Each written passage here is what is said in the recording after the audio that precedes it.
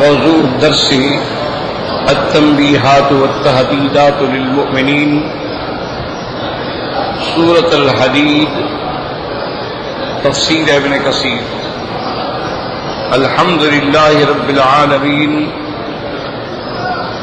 والصلاة والسلام على اشرف الانبیاء والسید المرسلین سیدنا محمد وعلى آلہ واصحابہ اجمعین۔ اللهم صل على سيدنا محمد وعلى آل سيدنا محمد كما صليت على إبراهيم وعلى آل إبراهيم في العالمين إنك حميد مجيد۔ أعوذ بالله من الشيطان الرجيم، بسم الله الرحمن الرحيم۔ ألم يأن للذين آمنوا أن تخشع قلوبهم لذكر الله وما نزل من الحق ولا يكونوا كالذين أوتوا الكتاب من قبل فطال عليهم الأمد فقست قلوبهم وكثير منهم فاسقون۔ اعلموا أن الله يحيي الأرض بعد موتها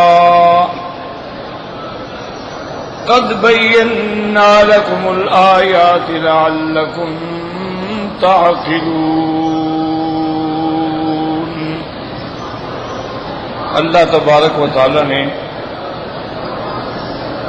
کلام مقدس کی ان آیات مبارکہ میں ارشاد فرمایا ہے کہ الم یأن للذین آمنوا، کیا ایمان والوں کے لیے وہ وقت نہیں آیا ہے کہ ان کے دل جو ہیں اللہ کے ذکر پہ جھک جائیں؟ اب بظاہر یہاں لفظ جو ہے الم یأن للذین آمنوا، تو یہ خطاب کس کو ہے؟ اس کو کہتے ہیں تخویفات۔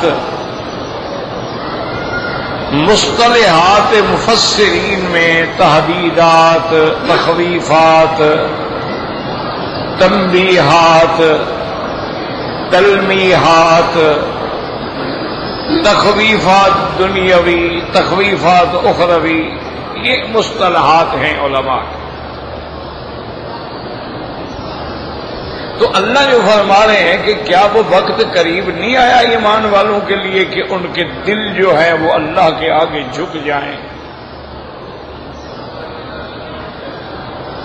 تو بعض علماء تو یہ فرماتے ہیں کہ یہ خطاب ہے یعنی ان لوگوں کے لیے کہ جو منافق تھے، ظاہراً ایمان لاتے تھے لیکن اندر ایمان نہیں تھا، کیونکہ پچھلی آیات میں بھی ان کا ذکر آ رہا ہے یوم یقول المنافقون والمنافقات للذین آمنوا انظرونا نقتبس من نورکم۔ تو اس لیے ان کو اللہ تبارک و تعالی تنبیہ فرما رہے ہیں کہ ابھی اتنے حالات دیکھنے کے بعد بھی وہ وقت نہیں آیا کہ تم صحیح معنی میں دلی طور پہ اللہ کے آگے جھک جاؤ، نفاق سے نکل جاؤ، صحیح معنی میں ایمان لے آؤ۔ تو ایک قول جو ہے وہ یہ ہے، دوسرا قول جو ہے مفسرین کا اور جمہور کا یہی قول ہے جو میں عرض کر رہا ہوں۔ وہ فرماتے ہیں کہ نہیں، یہ خطاب ایمان والوں کو ہے۔ اس کی وجہ یہ ہے، کہتے ہیں کہ سیدنا ابی بکر رضی اللہ تعالی عنہ بیٹھے تھے، بنو تمیم قبیلے کے کچھ لوگ جو ہیں وہ حضرت ابو بکر صدیق کی خدمت میں حاضر ہوئے۔ اتفاق سے وہاں قرآن پاک کی تلاوت ہو رہی تھی، تو ان لوگوں نے جب اللہ کا قرآن سنا تو ففاضت اعینہم، ان کی آنکھیں جو ہیں وہ آنسوں سے برس پڑی۔ ففاضت دموعهم، وہ رونے لگ گئے. تو حضرت ابی بکر رضی اللہ تعالیٰ عنہ نے فرمایا کہ ہم بھی جب نئے نئے آئے تھے تو ہمارا بھی یہی حال تھا کہ قرآن سن کے دل پھٹ جاتے تھے، لیکن اب وہ بات نہیں ہے. تو اس لیے علماء فرماتی ہیں کہ اس کا خطاب جو ہے وہ ایمان والوں ہے. اسی طرح بعض علماء مفسرین نے یہ بھی فرمایا کہ جب لوگ مدینہ منورہ میں آئے مکے والے، تو مکہ مکرمہ میں تو سختیاں تھیں، مصائب تھے، آلام تھے، شدائد تھے، کچھ بھی نہیں تھا. تو مدینہ منورہ میں آنے کے بعد راحت مل گئی، آرام مل گیا. انصار نے اپنے گھر تقسیم کر دیے، اپنے باغات تقسیم کر دیے. تو اللہ تبارک و تعالیٰ نے، اللہ کی شان ہے، اس کے بعد بدر میں کامیابی ہو گئی. تو اب وہ جو پہلے والی کیفیت تھی وہ یہاں جب آدمی فارغ البال ہو گیا تو مصروف ہو گیا.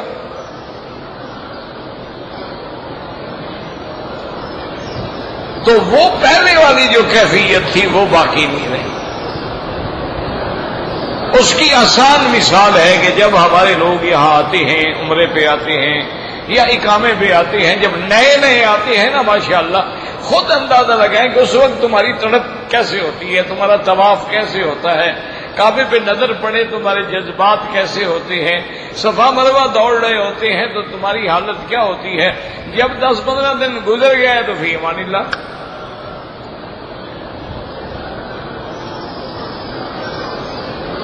وہ کیفیت اور وہ خشیت جو ہے وہ باقی نہیں رہتی.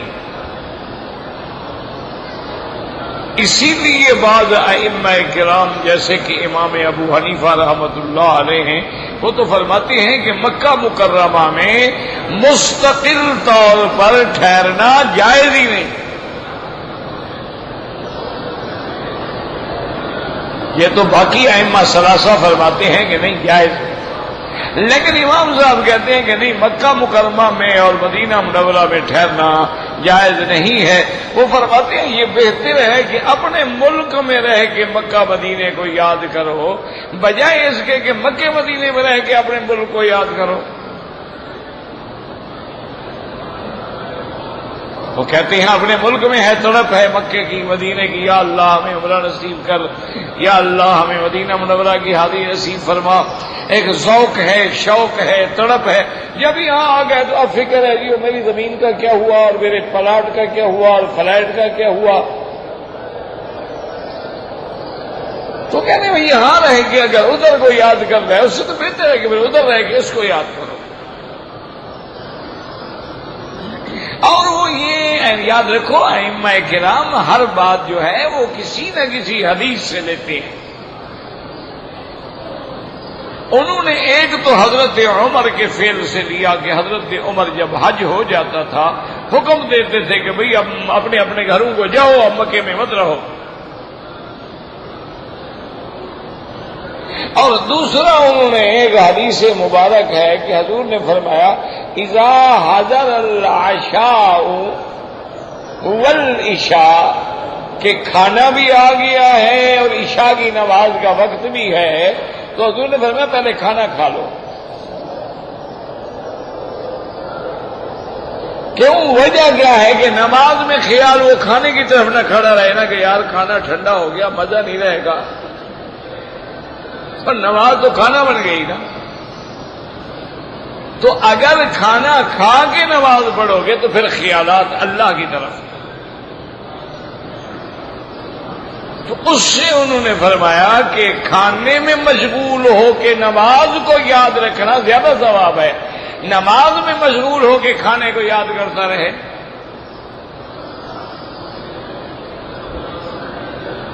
تو بہرحال ان علماء کا یہ قول ہے کہ جب لوگ مدینہ منورہ میں آ گئے، صحابہ کو آرام مل گیا، آسانیاں مل گئیں، آسائشیں مل گئیں، تو وہ بات نہیں رہی جو پہلے والی تھی.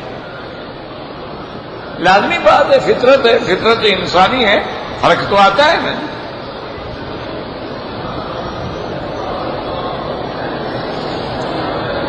جب ہم لوگ الحمدللہ پڑھتے تھے، طالب تھے، تو دیہاتی مدرسے ہوتے تھے اور جناب وہاں ماشاءاللہ نہ لائٹ تھی، نہ بجلی تھی، نہ پنکھا تھا،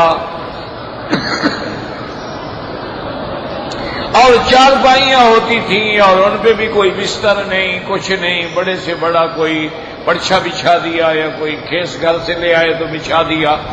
تو اس حال میں الحمدللہ تہجد کبھی نہیں قضا ہوتی تھی.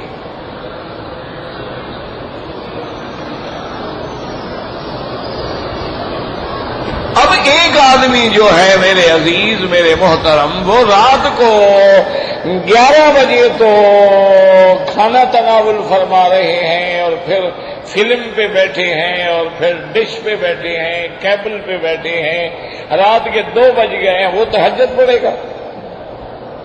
وہ تو فجر کی نماز بھی نہیں پڑھے گا.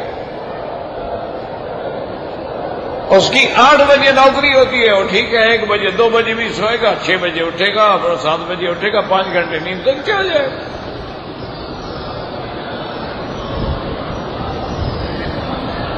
تو یہ قاعدہ ہے، خدا کی قدرت ہے کہ جتنا مشقت ہو اور تو پھر اللہ کی یاد میں ایک نرالی لذت ہوتی ہے. اسی لیے یاد رکھیں کہ جو بڑے بڑے بزرگ گزرے ہیں نا، اولیاء اللہ گزرے ہیں،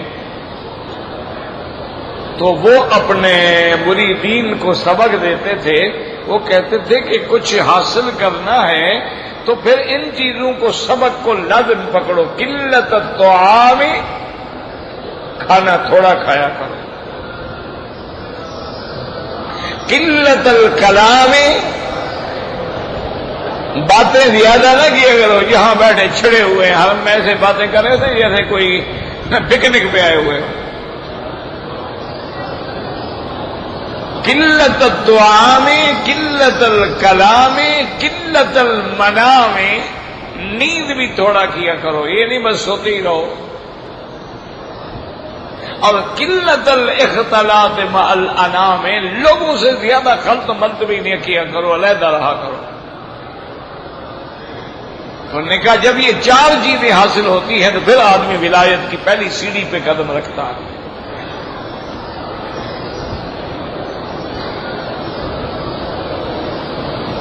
تو اس لیے بعض مفسرین فرماتے ہیں کہ یاد رکھو یہ مومنین کو خطاب ہے کہ ان کی وہ کیفیت جو تھی نا وہ بدل گئی.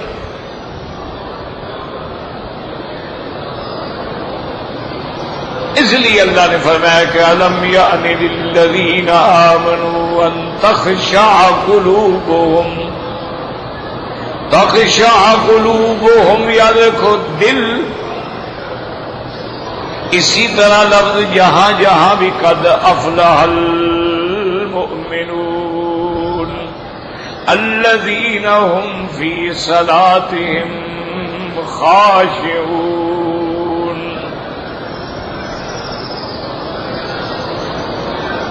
تو خشوع کا معنی یہ ہوتا ہے، اصل تو بظاہر خشوع کا معنی ہوتا ہے جھکنا. یاد رکھو جیسے خاشعۃ ابصارهم ترہقهم ذلہ، قیامت والے دن مجرمین مشرکین کی آنکھیں جھکی ہوئی ہوں گی. کیسے آنکھیں؟ خاشعۃ، آنکھیں جھکی ہوئی. اسی طرح اللہ تبارک و تعالی نے مومنین کی صفتوں میں فرمایا ہے کہ خشعاً سجدا، خشوع بھی ہے اور اللہ کے آگے سجدے میں بھی پڑے ہیں. اور خشوع جو ہے نا، یاد رکھو یہ دل کی چیز ہے. اب علماء فرماتے ہیں کہ قرآن کہتا ہے کہ خاشعۃ ابصارهم، ان کی آنکھیں جھکی ہوئی ہوں گی. تو خشوع تو ہوتا ہی دل میں ہے، تو پھر آنکھوں کا کیا تعلق ہے؟ انہوں نے فرمایا خشوع دل میں ہوتا ہے، اس کا اثر جو ہے وہ آنکھوں سے ظاہر ہوتا ہے۔ اگر آپ کے دل میں خشوع ہوگا تو آپ کی آنکھوں میں بھی حیا ہو، اور اگر آپ کے دل میں خشوع نہیں ہوگا تو آنکھوں میں بھی کوئی حیا نہیں ہوگا۔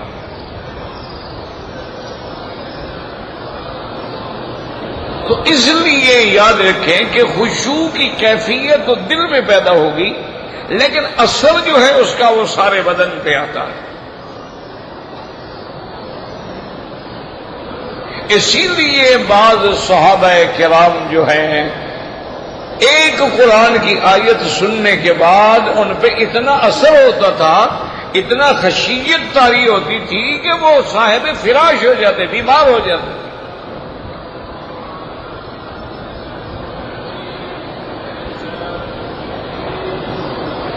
اسی لیے مومن جب قرآن پڑھتا ہے اور جہنم کا ذکر آتا ہے، مکذبین کا ذکر آتا ہے، مشرکین کا ذکر آتا ہے، عذاب قبر کا ذکر آتا ہے، عذاب حشر کا ذکر آتا ہے، وہ مطلب کانپ جاتا ہے۔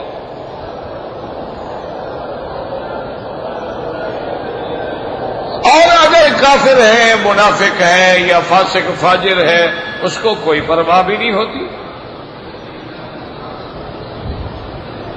اسی لیے حدیث میں بھی ہے اور آثار میں بھی ہے کہ ایمان کی پہچان کیا ہے کہ اگر گناہ ایمان والے سے گناہ ہو جائے، چھوٹا گناہ بھی ہو جائے، وہ سمجھتا ہے میرے سر پہ پہاڑ گر گیا، میں اللہ کی نافرمانی کر بیٹھا۔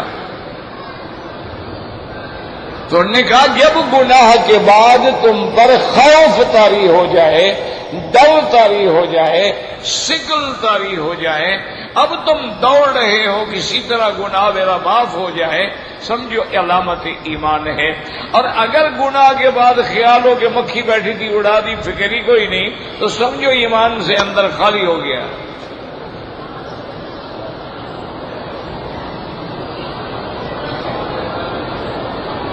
اس لیے علماء فرماتے ہیں کہ یہ خطاب مومنین کو ہے، أَلَمْ يَعْنِ لِلَّذِينَ آمَنُوا أَن تَخْشَعَ قُلُوبُهُمْ لِذِكْرِ اللَّهِ۔ یاد رکھو ذکر اللہ سے کیا مراد ہے؟ کیونکہ قرآن میں بہت جگہ آتا ہے، یہاں بھی ہے نا، یا أَلَمْ يَعْنِ لِلَّذِينَ آمَنُوا أَن تَخْشَعَ قُلُوبُهُمْ لِذِكْرِ اللَّهِ وَمَا نَزَلَ مِنَ الْحَقِّ۔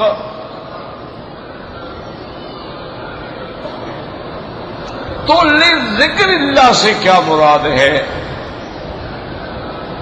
بعض علماء رحمہم اللہ تعالی فرماتے ہیں کہ ذکر اللہ سے مراد یہاں مطلقاً ذکر ہے، وما نزل من الحق سے مراد قرآن ہے، حالانکہ قرآن بھی ذکر ہے، انہ لذکر لک ولقومک انا نحن نزلنا الذکر وانا لہ لحافظون۔ قرآن ذکر ہے، لیکن ایک ذکر خاص ہے اور ایک ذکر عام ہے۔ اب نماز جو ہے یہ بھی ذکر ہے، اقیم الصلاۃ لذکری، اور ذکر سے مراد مطلق ذکر سبحان اللہ والحمد للہ لا الہ الا، یہ بھی ذکر ہے، تسبیح ہے، تحمید ہے، تقدیس ہے، تحلیل ہے، سب ذکر ہے۔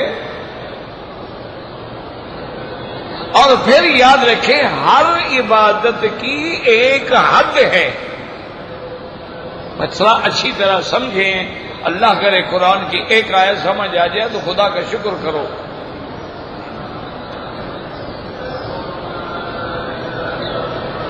کہ ذکر جو ہے یاد رکھو، نمازیں ہیں بھی کتنا 24 گھنٹے میں 5 پڑھیں گے نا تو حد ہو گئی نا، محدود ہو گئی نا۔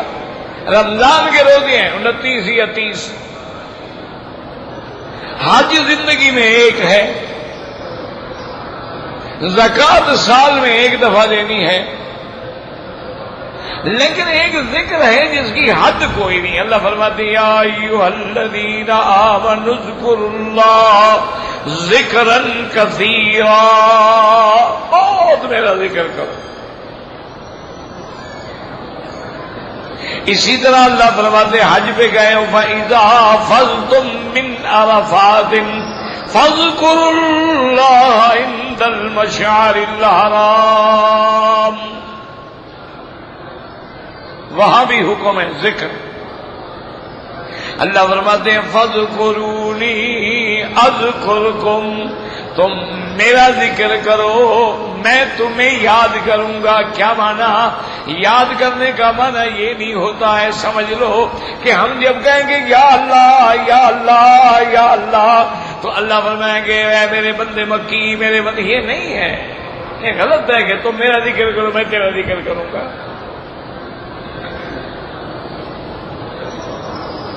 اللہ تبارک و تعالیٰ کا ذکر کرنے کا معنی یہ ہے میرے بندے جب تم میرا ذکر کرو گے میں تیری ساری بگڑی بنا دوں گا، میرے مسئلے حل کر دوں گا۔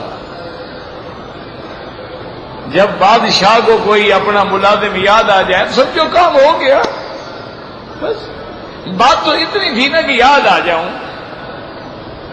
اسی لیے حضرت یوسف علیہ السلام نے جب قیدی رہا ہونے لگا تو اس کو جس کو خواب کی تعبیر تو کہا تھا نا کہ فَاذْكُرْنِي عِندَ رَبِّكَ، بھئی تم اپنے بادشاہ کے بعد میری بات تو کرنا، مجھے تو جیل میں ڈال کے بھول گئے،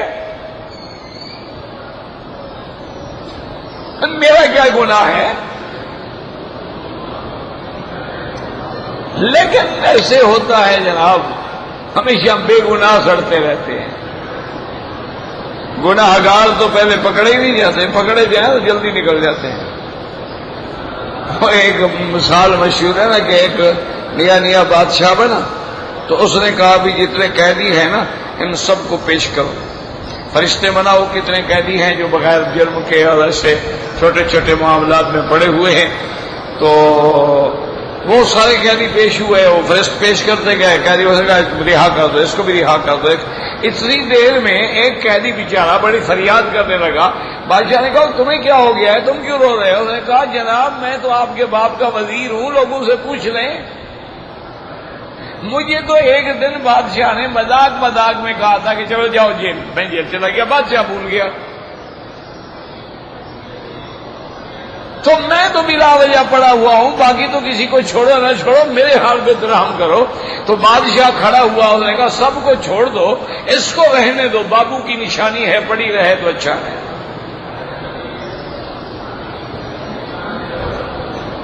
اب تو یہ حال ہے حضرت کہ جو بے گناہ ہیں وہ سڑ رہے ہیں۔ یہی وجہ ہے نا میرے عزیز تمہارے ملک میں امن نہ ہونے کی کہ گناہ گار پکڑا ہی نہیں جاتا، جن کو پکڑ کے دکھائے جاتے وہ بے گناہ ہو۔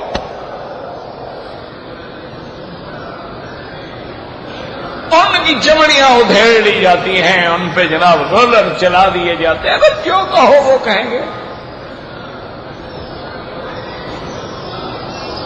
مجرم نہیں پکڑا جاتا،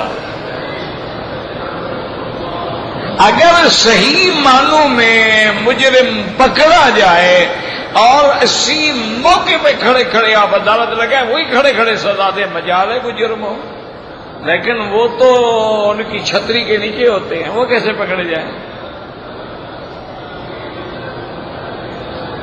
وہ ایک دفعہ اخبار میں پڑھ رہا تھا، کسی کے گھر میں ڈکیتی لگی، مال شال لوٹ کے لے گئے، صبح کو وہ تھانے میں رپورٹ لکھوانے آئے تو تھانے دار نے کہا کہ بھئی آپ لوگوں کو کسی پہ شبہ ہے؟ اس نے کہا جناب شبہ کی کیا بات ہے، یہی تو تھے آپ کا عملہ جو بیٹھا ہوا یہی تھے رات ڈاکے میں۔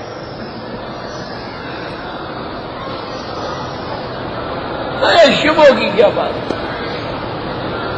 اچھا جو اوپر چاہیے۔ تو میرے کہنے کا مقصد یہ ہے، ذکر کا معنی یہ نہیں ہے کہ یاد کرو وہ اللہ بھی نہیں، اللہ فرماتا تم مجھے اکیلا یاد کرو گے میں بھی اکیلے یاد کروں گا۔ اذا ذکرتنی فی ملأ، جب تم مجھے جماعت میں یاد کرو گے، ذکرتک فی ملأ خیر من ملئک، میں اس جماعت میں تیرا ذکر کروں گا جو تیری جماعت سے بہتر ہے۔ اسی لیے علماء کہتے ہیں جو جماعت کے ساتھ ذکر ہوتا ہے اس کی فضیلت ہی اور ہے۔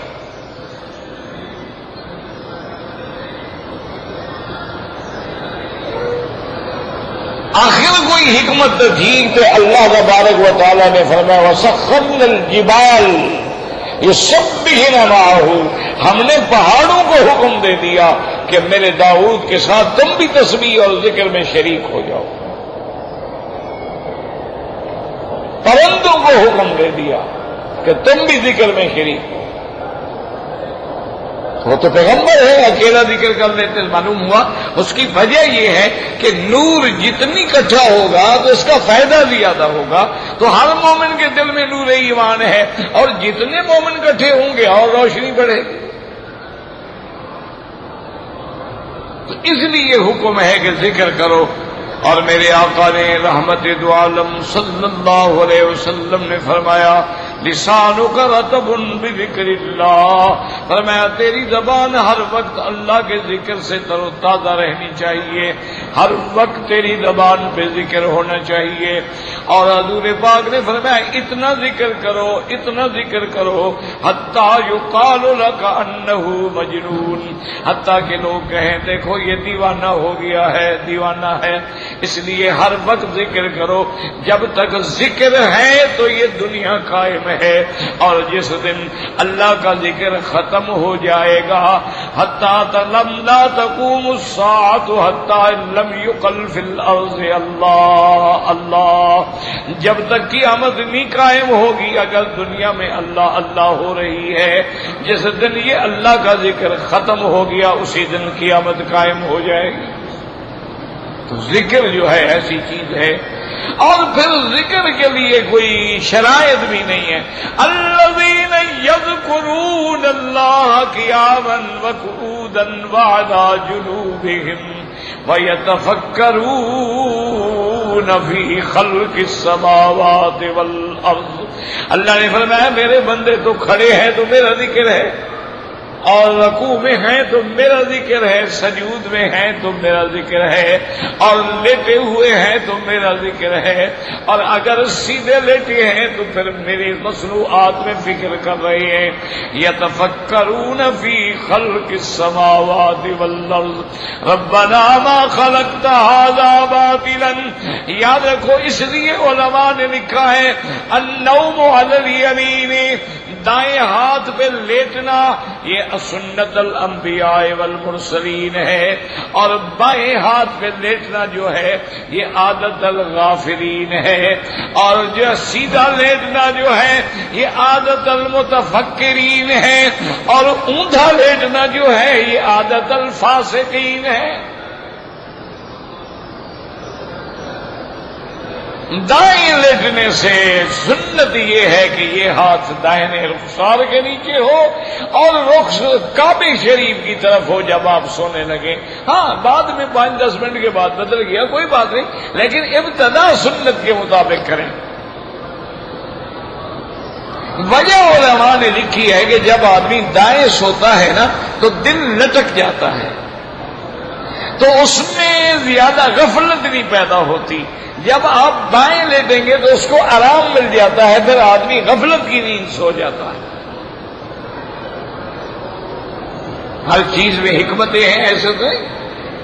اس لیے علماء فرماتی ہیں کہ یہاں ذکر سے مراد جو ہے مطلق ذکر ہے، وما نزل من الحق سے مراد جو ہے اللہ کا قرآن ہے، اور یاد رکھو قرآن بھی ذکر ہے، اور افضل الذکر لا الہ الا اللہ محمد الرسول اللہ، اللہ کا یاد رکھنا بھی ذکر ہے. تم نے گناہ کا خیال کیا پھر فوراً اللہ کی یاد آ گئی، یہ بھی ذکر ہے. اس لیے حکم ہے کہ ہر حال میں میرا ذکر کرو. اور اللہ بعض علماء فرماتی ہیں کہ اصل میں یہ علاج ہے ان تخشع قلوبہم لذکر اللہ، کہ اللہ کے ذکر کے لیے کیا ان کے دل نہیں جھکتے ہیں؟ تو معلوم ہوا دل کا جھکنا کب حاصل ہوگا؟ جب زبان پہ اللہ کا ذکر آئے گا. قرآن کو سمجھو خدا کے لیے کہ اللہ نے پہلے فرمایا تخشع قلوبہم، آگے ذکر اللہ ہے. اسی لیے بزرگ کہتے ہیں نا لا الہ الا اللہ کی ضرب مت لگاؤ. کیوں؟ ذکر کرو گے تو دل ٹھیک ہوگا نا. دل کی اصلاح ڈنڈے سے تو نہیں ہوتی نا، وہ تو ذکر سے ہوتی ہے.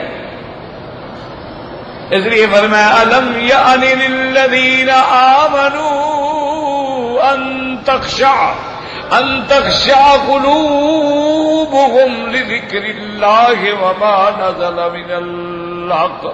اور آگے پھر اللہ مثال دے کے ڈراتے ہیں وَلَا يَكُونُوا كَالَّذِينَ أُوتُوا الْكِتَابَ مِن قَبْلُ، ان لوگوں کی طرح نہ بن جاؤ جو تم سے پہلے جن کو کتاب دی گئی، یعنی یہودی نصرانی جن کو کتابیں ملی لیکن فَطَالَ عَلَيْهِمُ الْأَمَدُ فَقَسَتْ قُلُوبُهُمْ، ان کی اور پیغمبروں کے درمیان میں جب مدت زیادہ ہو گئی اور مدت طویل ہو گئی تو اب وہ سب کچھ بھول گئے اور دل جو تھے ان کے سخت ہو گئے.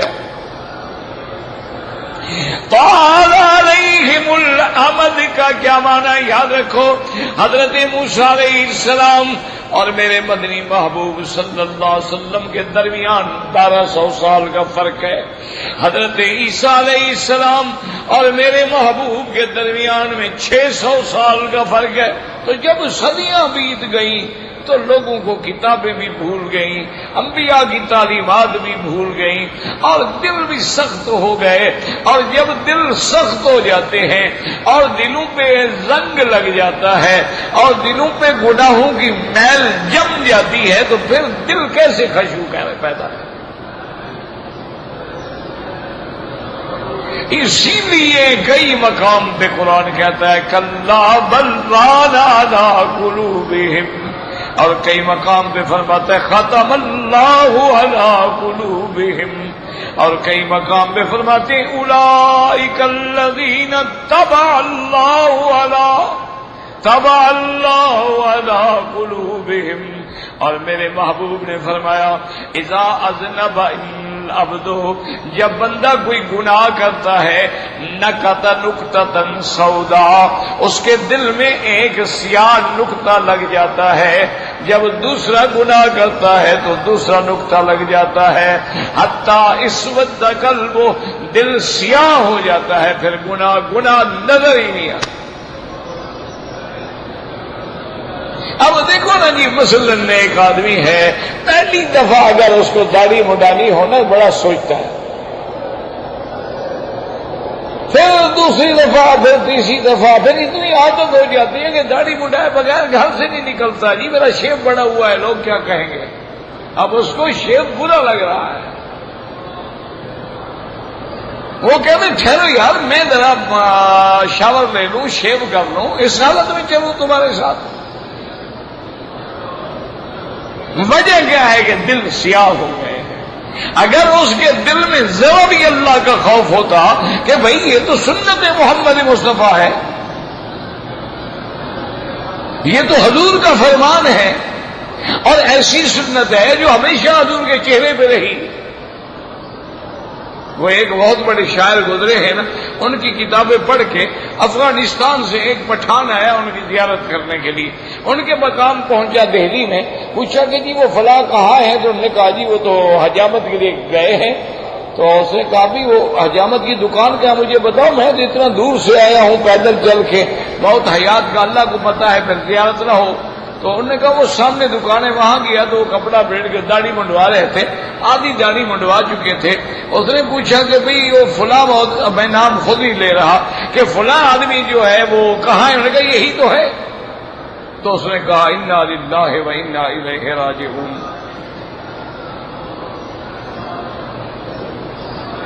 اس نے دیکھا پٹھان کی طرف، اس نے کہا کیا بات ہے، کیوں انا پڑھ؟ اس نے کہا انا للہ نہ پڑھوں کیا کروں؟ اتنی تم نے دین کی کتابیں لکھی ہیں، اتنی تم نے اسلام پہ کتابیں لکھی ہیں، میں کتابیں پڑھ پڑھ کے تیرا موتقد ہو کے وہاں سے پیدل چل کے یہاں آیا ہوں، کبھی سواری نہیں ملی کبھی نہیں ملی، اور آگا تم جو ہے ریش میں تراشی، تم داڑھی منڈوا رہے ہو یار۔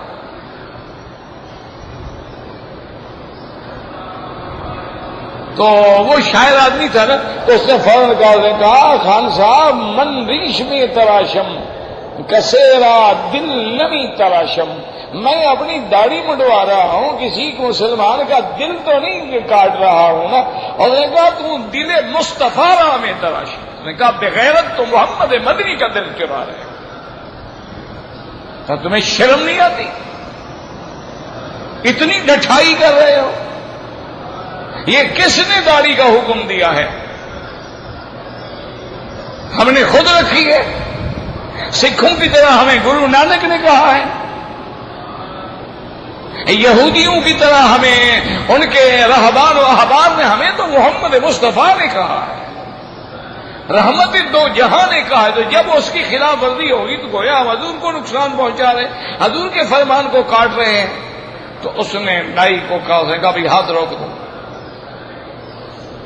اس نے کہا کیا ابھی تو حضرت آدھی داڑھی ہے تو پوری، ابھی تو پوری؟ انہوں نے کہا نہیں، بس جب فرمان حبیب پہنچ گیا تو اب مجھے شرم آتی ہے کہ مصطفیٰ کے حکم پہ اس طرح چلا۔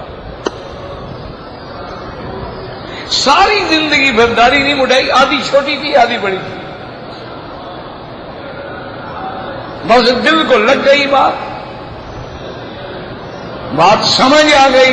ایک ہم ہیں ماشاءاللہ طواف بھی کر رہے ہیں، حجر اسود پہ بوسہ دینے پہ بھی لڑ رہے ہیں، ملتزم پہ بھی چہرے رگڑ رہے ہیں، اور سبحان اللہ کالی کملی والے کے روزے کے لیے بھی تڑپ رہے ہیں، اور سنت چٹ۔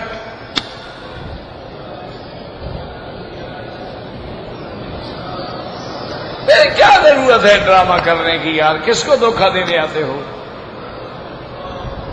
اگر اپنے آپ کو نہیں بدلنا ہے، دیکھو نا تم لڑکے کو پڑھنے کے لیے بھیجتے ہو ہارورڈ میں، آکسفورڈ میں، کسی اور یونیورسٹی میں، واپس آتا ہے وہ پینٹ پہنتا ہے، شرٹ پہنتا ہے، چھری کانٹا پکڑتا ہے، بائیں ہاتھ سے کھاتا ہے، اس پہ انگریز کی تہذیب کا اثر ہو جاتا ہے، تم پہ حضور کی تہذیب کا کوئی بھی اثر نہیں ہوتا، تو کیا ضرورت ہے پھر آنے کی؟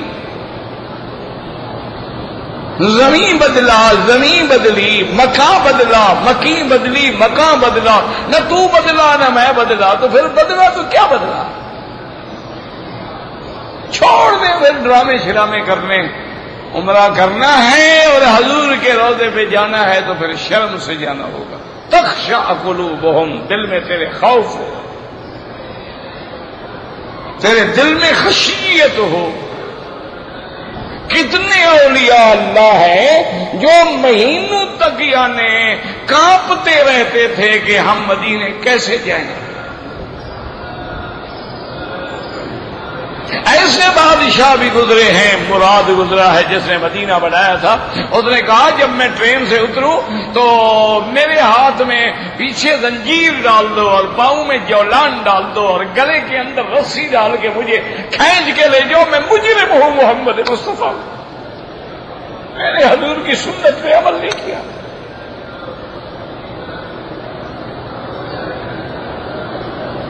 ایک تم بڑے بہادر لوگ ہو بھائی، جب چاہو حضور کو گھر بھی بلوا لیتے ہو اور یہاں بھی آ جاتے ہو اور صلاۃ و سلام بھی پڑھتے ہو، فرق بھی کوئی نہیں پڑتا ہے، ٹھیک ہے، انا للہ و انا الیہ راجعون۔ اور کیا کہہ سکتے ہیں ہم؟ مولوی جیسے عطا اللہ شاہ بخاری فرماتے تھے کہ مولوی مکی ہمیں کہنے کی عادت ہو گئی ہے، ان کو سننے کی ہو گئی ہے، ہم کہتے چلے جائیں گے، یہ سنتے چلے جائیں گے، بات نہیں مانیں گے۔ یہ بات ان کی مانتے ہیں جن سے ان کو نوکریاں ملتی ہیں، یہ بات ان کی مانتے ہیں جن سے ان کو گریڈ اپ گریڈیشن ملتی ہے، ہم مولوی کی بات کیا مانیں گے؟ تمہاری مرضی، لیکن یہ بات یاد رکھنا، اللہ کے کعبے میں بیٹھے ہو، قیامت میں یہ نہ کہنا کہ ہمیں کسی مولوی نے بات بتلائی نہیں تھی۔ ہم نے کہہ دیا آگے تیری مرضی ہے. اس لیے اللہ فرماتے ہیں کہ ان کی طرح نہ ہو جاؤ. وَلَا يَكُونُوا كَالَّذِينَ أُوتُوا الْكِتَابَ مِنْ قَبْلُ فَطَالَ عَلَيْهِمُ الْأَمَدُ فَقَسَتْ قُلُوبُهُمْ. اور جب دل ان کے تنگ ہو گئے نتیجہ کیا ہوا؟ وَكَثِيرٌ مِّنْهُمْ فَاسِقُونَ. بلکہ اکثر ان کے حد سے نکلنے والے، ایمان سے نکلنے والے تھے. اب آگے اللہ نے اشارہ کر دیا اعلموا ان اللہ یحیی الارض بعد موتها قد بینا لکم الآیات لعلکم تعقلون. اللہ فرماتے ہیں میرے بندے جان لے، سمجھے مردہ زمین کو کون زندہ کرتا ہے؟ اللہ. اشارہ کر دیا کہ جیسے میں پانی برسا کے مردہ زمینوں کو زندہ کر دیتا ہوں، تم بھی میرا ذکر کرو، میں تیرے مردہ دل کو بھی زندہ کر دوں گا. ہاں ایسے تو نہیں نا. یہاں کیا ذکر آ گیا تھا اس آیت کا؟ اعلموا ان اللہ یحیی الارض بعد موتها. آگے فرمایا قد بینا لکم الآیات. میرا بندہ میں نے نسخہ تو تمہیں کھلا کھلا بتلا دیا ہے، لیکن عقل کر. اگر عقل کر لے گا تو میں پھر ذکر اللہ سے تیرے مردہ دل کو بھی زندہ کر دوں گا. دعا کرو اللہم الہم رشدنا واعذنا من شرور انفسنا. اللہ ربی ولا اشرک بہ شیئا. اللہم اجعل لنا وللمسلمین من کل ہم فرجا ومن کل ضیق مخرجا ومن کل بلاء عافیہ. اللہ اکبر. یہ ہم الحمدللہ آپ سے کچھ نہیں مانگتے، کبھی کبھی یاد آؤں دعا کر دیا کرو بس. یہ اللہ کا کرم ہے، اللہ کام لے رہے ہیں، ورنہ مجھے پتا ہے اپنی تکلیفوں کا. لیکن دعا کرو گے تو گاڑی چلتی رہے گی انشاءاللہ. کچھ نہیں مانگتے ہیں. لا اسألکم علیہ اجرا. ہم کچھ الحمدللہ نہیں مانگتے، نہ حلوے نہ دعوتیں، نہ صرف دعا. اور وہ بھی جب یاد آ جائے. وہ بھی پابندی نہیں ہے کہ تم ہر وقت کرو.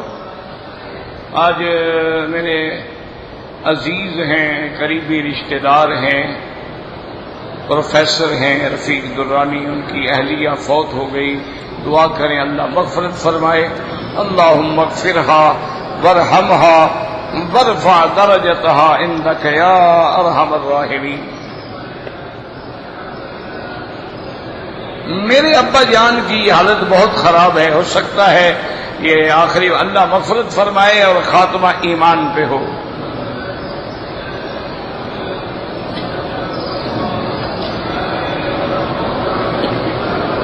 ایک آدمی ایئرپورٹ سے احرام باندھ کے آئے، طواف کرنے کے بعد تھک گئے، نیند آ گئی، اور نیند کے بعد ہوٹل چلے گئے، وہاں جا کے سو گئے. سونے کے بعد اٹھے، ماشاءاللہ کپڑے شپڑے اتار کے احرام کھول دیا. سبحان اللہ. یہ ہے نا جی، دیکھے نا کیسا شوق ہے عمرے کا. بیچارے آگ تو پہلے تم سو جاؤ، اپنی تھکان نکال لو، عمرہ بعد میں کر لو، کوئی مسئلہ نہیں. اب جناب آپ پر ایک بکری بطور دم آ گئی کہ آپ نے صفا مروا بھی نہیں دوڑے، بال بھی نہیں کٹائے، عمرے کو برباد کر دیا. وہ آپ نے تھوڑا ہے عمرے کے لیے، ایک پیکج ہے، شو ہے، دکھانا ہے کہ جناب میرا پیکج 5 سٹار ہوٹل کا تھا اور 4 سٹار ہوٹل کا تھا، اور بڑا مزہ آیا جناب. بالکل حرم شریف کے قریب ہوٹل تھا، لیکن الحمدللہ ہم نے بھی کبھی نماز نہیں پڑھی.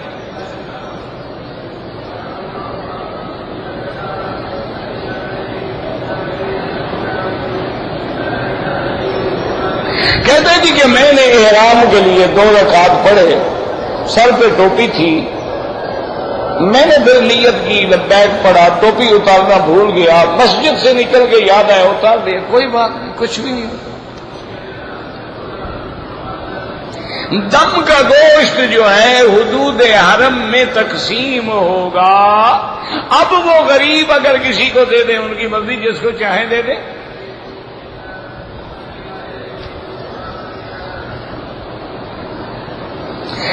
جی کہ ایک پادری نے اللہ کے قرآن کے بے حرمتی کی ہے. میرا بھائی ایک بات یاد رکھو، تمہیں دشمنوں سے احترام قرآن کی توقع کب تھی؟ وہ تو اس حد تک پہنچ گئے ہیں کہ حمام کے دروازے پہ جو فٹ میٹ ڈالتے ہیں ان پہ قرآن کی آیتیں لکھی ہوئی ہیں تاکہ پاؤں اس پہ آئے.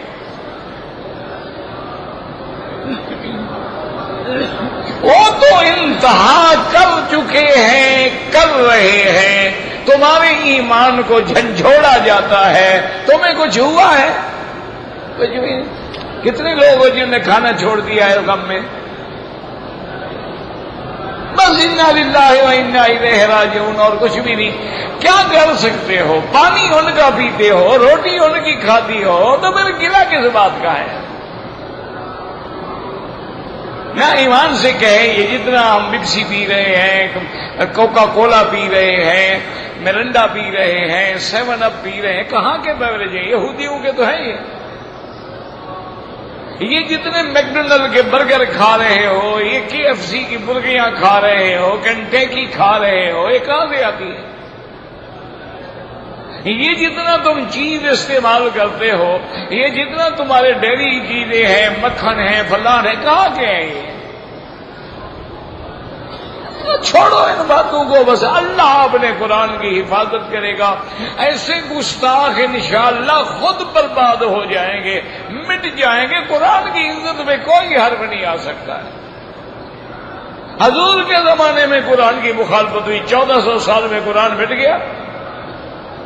ایک زبر زیر کا بھی فرق نہیں آ سکا ہے. باقی مجرد باتیں کرنا جس نے بے حرمتی کی ہے، وہ جی بہت برا کیا ہے، باتیں ہیں. اپنے اندر ایسی طاقت پیدا کرو کہ کوئی اللہ کی کتاب کو برا کر نہ سکے، چھیڑ نہ سکے.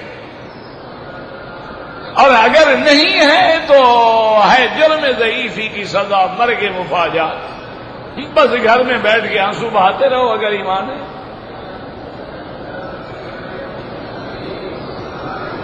کہتے جی کہ اگر درود میں لفظ مولانا لکھا ہوتا کوئی حرج نہیں، لیکن بعض علماء اس کا استعمال جائز نہیں سمجھتے.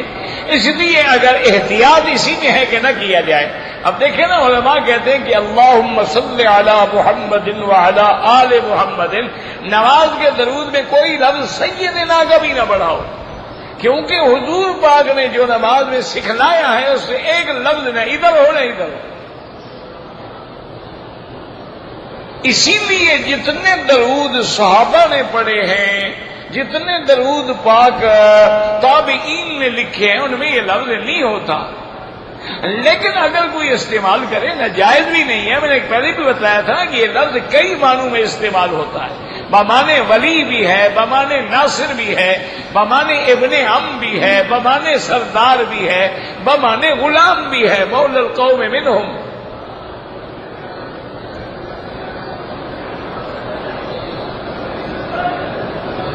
تو یہی میں نے بتا دیا ہے نا. آپ کو بھی تو مولانا کے بغیر چین نہیں آتا نا.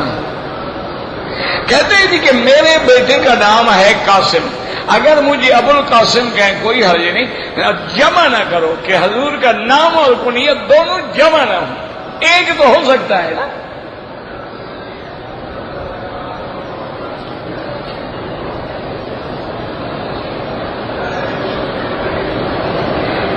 عصر کا وقت جو ہے امام ابو حنیفہ رحمۃ اللہ علیہ کے نزدیک جب سایہ 2 مثل ہو جائے پھر شروع ہوتا ہے.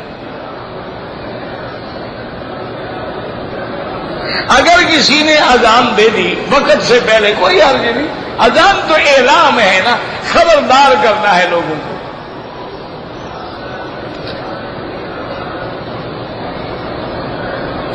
اگر فرض نماز کے بعد ہم امام کی دعا کی انتظار کریں، بالکل نہیں. ہر آدمی اپنی اپنی دعا مانگے. اللہم انت السلام علیک السلام تبارک یا ذا الجلال والاکرام.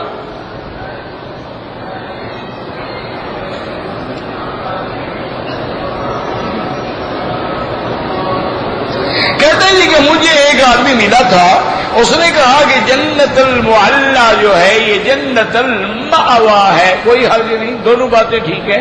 معلا بھی اس لیے ہے کہ یہ مکے کی جانب اعلی ہے اور یہ مکے کی جانب اسفل ہے، اس لیے کہتے ہیں محلہ مسفلا، اسفل سے مسیال ہے، یہ اعلی ہے اس لیے اس کو اعلی کہتے ہیں۔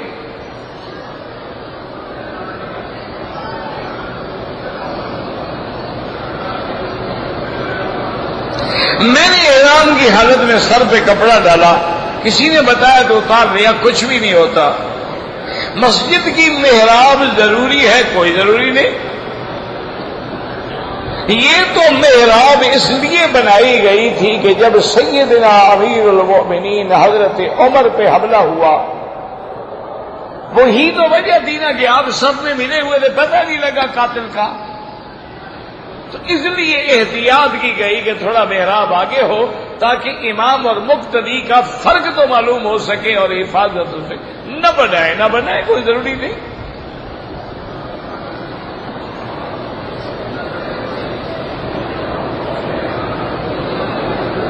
مدینہ منورہ میں جو آدمی چل کے مسجد قباء جائے گا، 2 رکعت پڑھے گا، اس کو عمرے کا ثواب ملے گا، اس کے والدین کو نہیں۔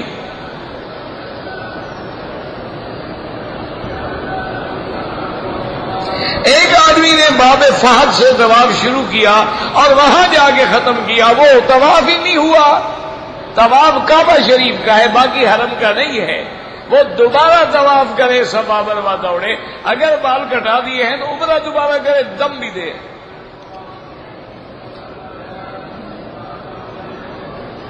کہتے جی کہ ہم پاکستان سے آئے ہیں، عمرہ کیا ہے، سر منڈوایا نہیں ہے، بال کٹوائے ہیں۔ اگر سارے سر کے بال کٹائے ہیں تو ٹھیک ہے، اگر ٹک لگائے ہیں، 2 ادھر سے 2 ادھر سے، تو دم پڑ گئی۔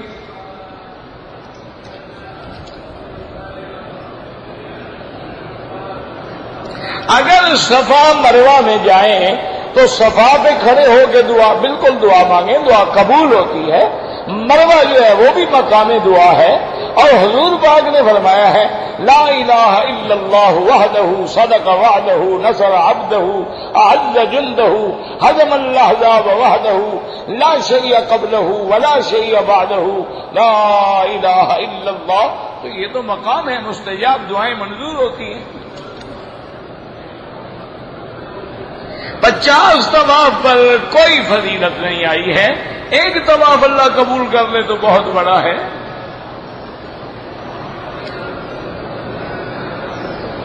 آپ کا ایک طالب تھا عبد اللطیف، فوت ہو گیا، اللہ مغفرت فرمائے۔ اللہم اغفرہ ورحمہ وتجاوز عنہ، اللہم اغفر لجمیع المسلمین والمسلمات والمؤمنین والمؤمنات الاحیاء منہم والاموات۔ حضور صلی اللہ علیہ وسلم نے، یاد رکھیں کہ آپ نے حج فرض ہونے کے بعد ایک حج کیا ہے، وہی آپ کا حجۃ الوداع ہے، یعنی آخری حج ہے،